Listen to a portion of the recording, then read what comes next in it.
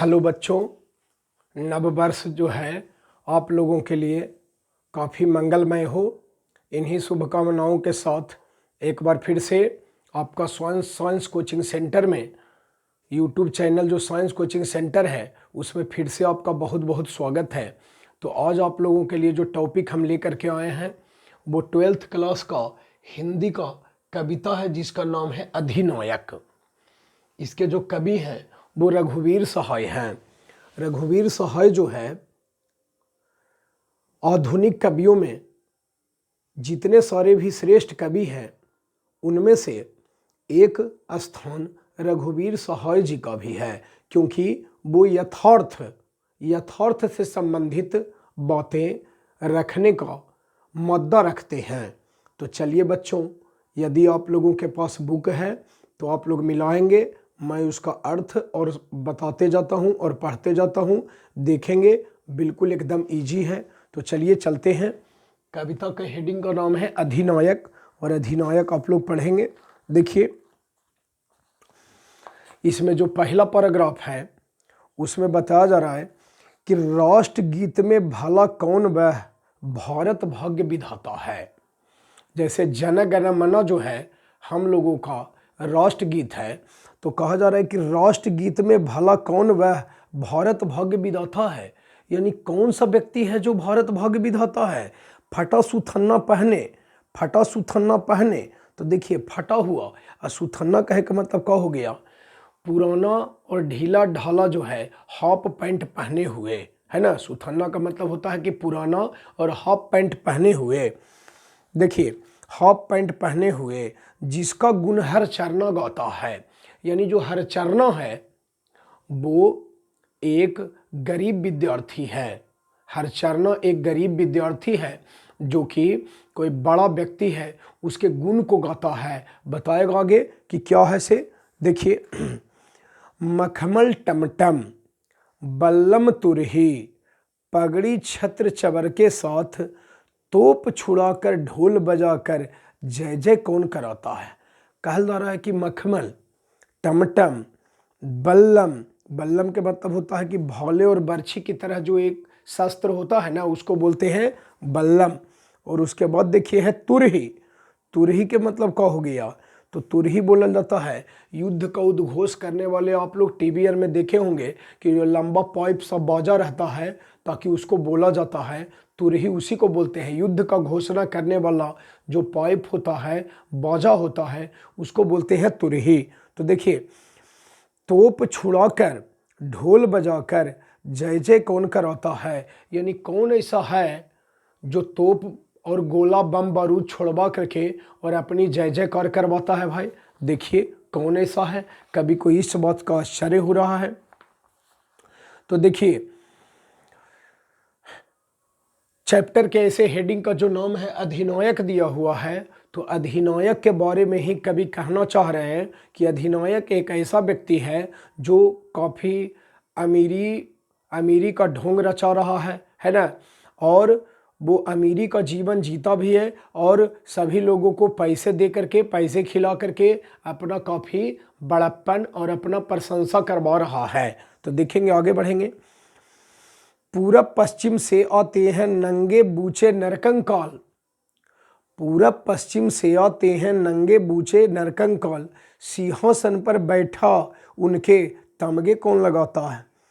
तो पूरब पश्चिम से बैठे हुए नरकंकाल कहने का मतलब क्या हो गया कि भारत में यह कविता उस समय लिखी गई है जब हमारा देश अंग्रेजों से गुलाम था, है ना। तो उस समय जो है भारतीय लोगों के पास खाने के लिए और पहनने के लिए कपड़ा जो है नहीं था। इसके संदर्भ में बताया जा रहा है कि पूरब पश्चिम से आते हैं नंगे बूचे नरकंकाल, यानी लोगों के पास पहनने के लिए कपड़े नहीं हैं क्योंकि काफ़ी गरीबी है ना। नंगे बूचे यानी नंगे रह करके, नरकंकाल यानी इतना पतला हो गए हैं ताकि उनको खाने के लिए जब नहीं मिलता है तो इतना लोग पतला हो गए हैं कि उनको नंगे बूचे, और वो कैसे दिखने में लगते हैं, तो नरकंकाल के जैसे दिखने में लगते हैं। तो कौन आता है जो तमगे कौन लगाता है। तमगा मीन्स होता है जो मेडल होता है ना, मेडल को तमगा बोलते हैं।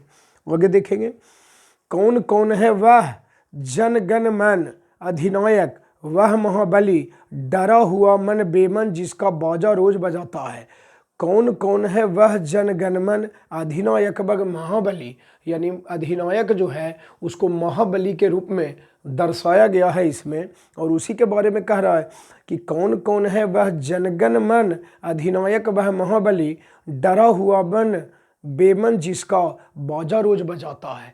यानी वह जो है क्या करता है कि बाजा प्रतिदिन बजवाता है, बल्कि डर से हो या चाहे जैसे भी हो। तो बच्चों यही जो 4 पैराग्राफ है वही इस चैप्टर में पढ़ना था अधिनायक में, जो कि रघुवीर सहायक के द्वारा रचित कहानी है। तो मेन थीम इस कविता का आप लोग ये जानिए कि कहने का मतलब है कि सिर्फ किसी के झूठी प्रशंसा करने से कोई महान नहीं बनता है। अपना प्रशंसा कराने के एवज में या तो गोली चलावे, तोप चलवावे, है ना, तो वो बाजा बजवावे, भाला बर्छी करवावे, युद्ध का घोषणा करावे, तो उससे कुछ होने वाला नहीं है ना। और यहाँ जो है उसका बड़ाई करने वाला कौन है, तो भूखा लोग, नंगा लोग, जिनका शरीर पर कपड़ा नहीं है ना, भूखे रहने के कारण उनका शरीर जो है इतना पतला हो गया है कि जैसे लगता है कि बेकंकाल के रूप में है ना। तो यही इस चैप्टर में बाबू पढ़ाना था आप लोगों को, है ना। तो अब आप लोग क्वेश्चन आंसर भी आप लोग लिख लेंगे, है ना। जो मेन एग्जाम में आने लायक है वो मैं आप लोगों को बता दे रहा हूँ। तो लिखेंगे क्वेश्चन नंबर 1, हरचरना कौन है? हरचरना कौन है, उसकी क्या पहचान है? हरचरना कौन है, इसकी क्या पहचान है? चूंकि लॉकडाउन के वजह से कोचिंग सेंटर, स्कूल बंद था, इसलिए परीक्षा के इंटरमीडिएट एग्जाम के दृष्टिकोण से जो आप लोगों को इम्पोर्टेंट टॉपिक है वो मैं पढ़ा दे रहा हूँ, क्योंकि ये सब जो है एग्जाम में निश्चित रूप से इसमें से एक और क्वेश्चन रहेगा, है ना। तो लिखेंगे हरचरना कौन था, तो लिखिए आंसर में हरचरना अधिनायक शीर्षक कविता में, हरचरना अधिनायक शीर्षक कविता में एक स्कूल जाने वाला बदहाल गरीब लड़का है, बदहाल गरीब लड़का है। पूर्ण विराम देंगे, लिखिए वह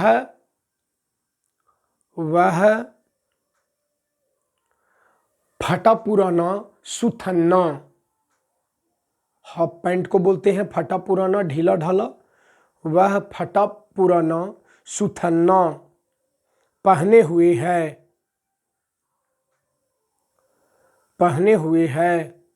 पूर्ण विराम देंगे, लिखिए राष्ट्रीय त्योहार के दिन, यानी 15 अगस्त या 26 जनवरी हो, राष्ट्रीय त्योहार के दिन झंडा फहराए जाने के, राष्ट्रीय त्योहार के झंडा फहराए जाने के जलसे में, जलसा मीन्स उत्सव होता है, राष्ट्रीय त्योहार के दिन झंडा फहराए जाने के जलसे में राष्ट्रगान को दोहराता है,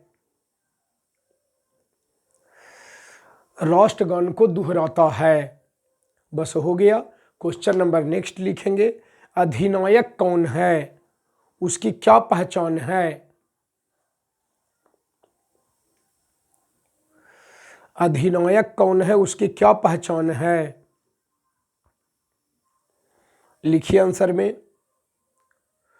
कवि के अनुसार अधिनायक, कवि के अनुसार अधिनायक आज बदले हुए तानाशाह हैं, आज बदले हुए तानाशाह हैं। पूर्ण विराम देंगे, लिखिए वे राजसी ठाट बाट में रहते हैं, वे राजसी ठाट बाट में रहते हैं।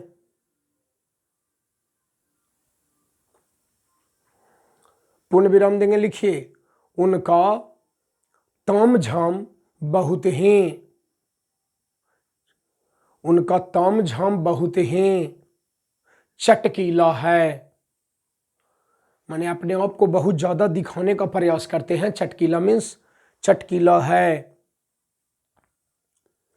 लिखिए, वे ही अपना गुणगान आम जनता के माध्यम से, वे ही अपना गुणगान आम जनता के माध्यम से कराते हैं।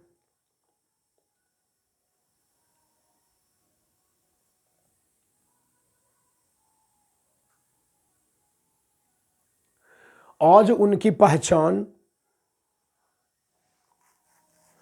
आज उनकी पहचान जनप्रतिनिधि की जगह, आज उनकी पहचान जनप्रतिनिधि की जगह अधिनायक, अधिनायक अर्थात तानाशाह के रूप में है, तानाशाह के रूप में है।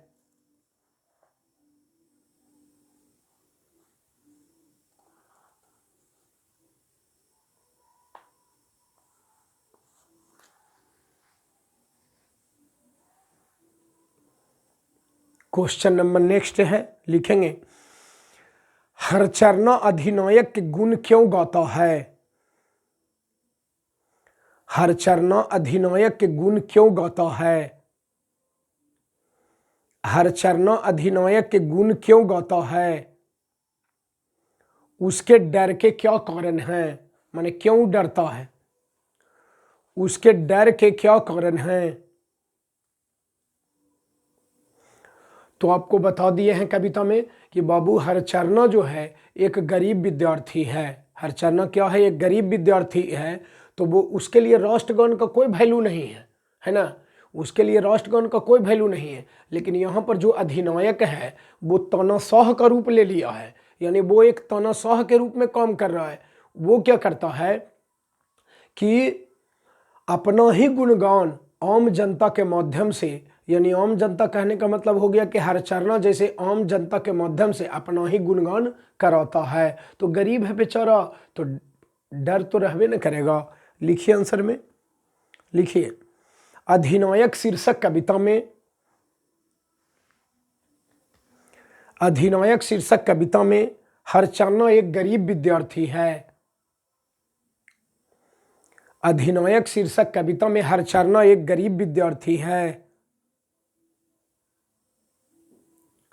पूर्ण विराम देंगे। लिखिए राष्ट्रीय गान, राष्ट्रीय गीत वह गाता है, लेकिन राष्ट्रीय गीत वह गाता है लेकिन उसे यह पता नहीं है,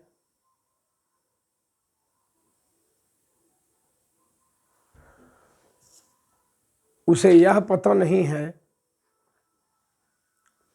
कि, उसे यह पता नहीं है कि वह यह क्यों गा रहा है।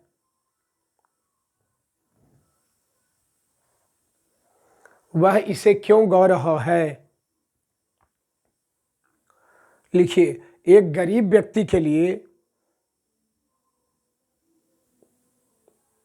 राष्ट्रगान भी कह सकते हैं, राष्ट्रीय गीत भी कह सकते हैं, क्योंकि त्योहार के अवसर पर, राष्ट्रीय त्योहार के अवसर पर जन गण भी गाया जाता है और वंदे मातरम भी गाया जाता है।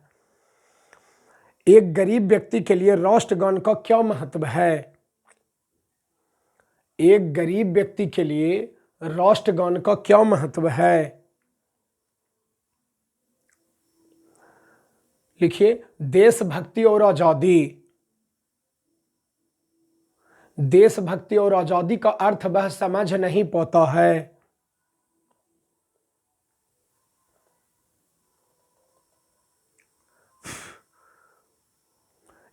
इसमें अधिनायक तानाशाह बना हुआ है, इसमें अधिनायक तानाशाह बना हुआ है। आम जनता उससे डरती है, आम जनता उससे डरती है। कोई उसके खिलाफ मुंह नहीं खोलता है,